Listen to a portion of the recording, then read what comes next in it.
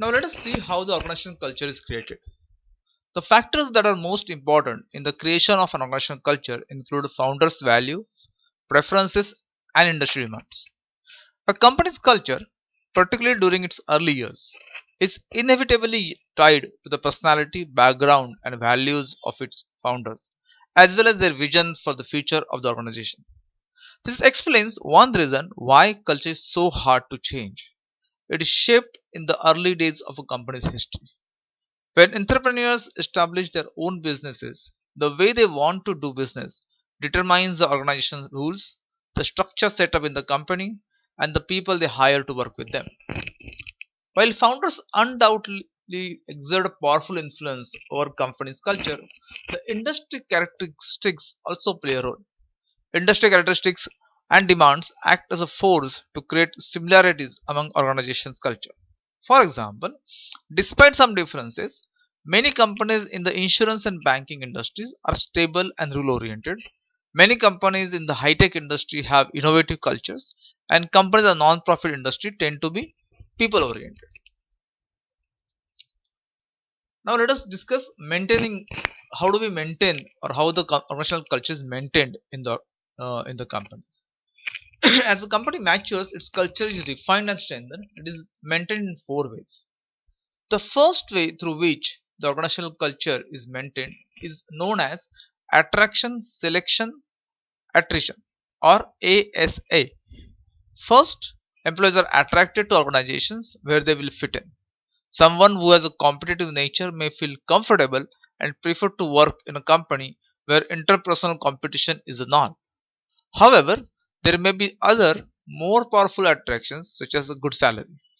For example, candidates who are potential misfits may still be attracted to Google because of the cool perks associated with being a Google employee. However, just as candidates are looking for places where they will fit in, companies are also looking for people who will fit into their current corporate culture. Companies use different techniques to weed out candidates who do not fit with corporate values.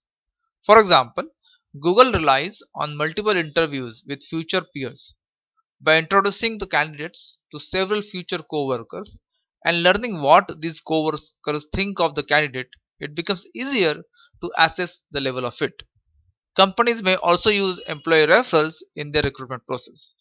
By using their current employees as a source of future employees, companies may make sure that the newly hired employees go through a screening process to avoid potential person culture mismatch. Even after companies select people for personal organizational fit, there may be new employees who do not fit in. Some candidates may be skillful in impressing recruiters and signal high levels of cultural fit even though they do not necessarily share the company's values.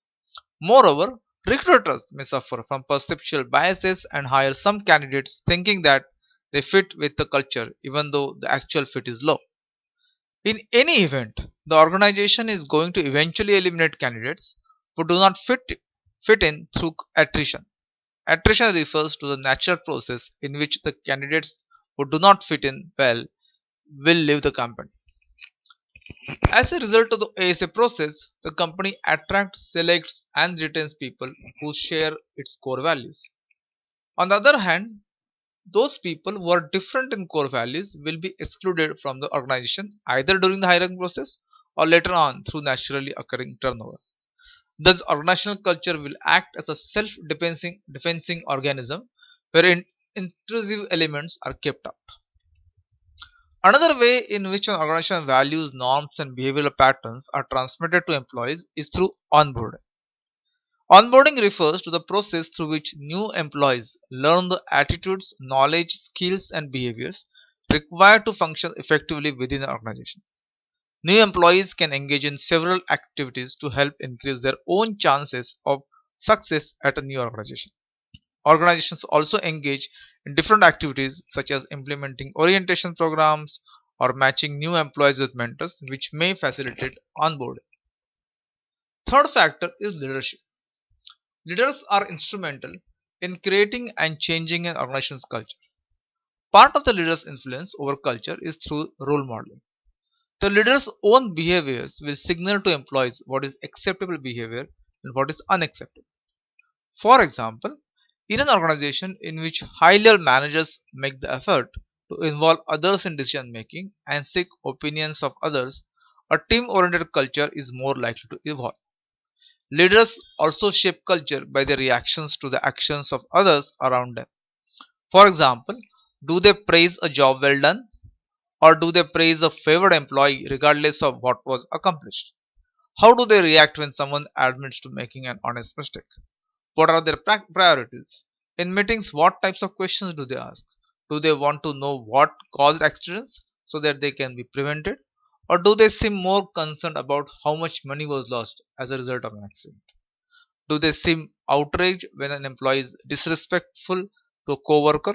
Or does their reaction depend on whether they like the harasser? Through their day to day actions, leaders shape and maintain an organizational culture. Finally, the company's culture is shaped by the types of reward systems used in the organization and the kinds of behaviors and outcomes it chooses to reward and punish. One relevant element of the reward system is whether the organization rewards behaviors or results. In some companies, supervisors and peers may evaluate an employee's performance by assessing the person's behaviors as well as results. In such companies, we may expect a culture that is relatively people or team oriented. On the other hand, in companies that purely reward goal achievements, there is a focus on measuring only the results without much regard to the process. In these companies, we might observe outcome oriented and competitive cultures.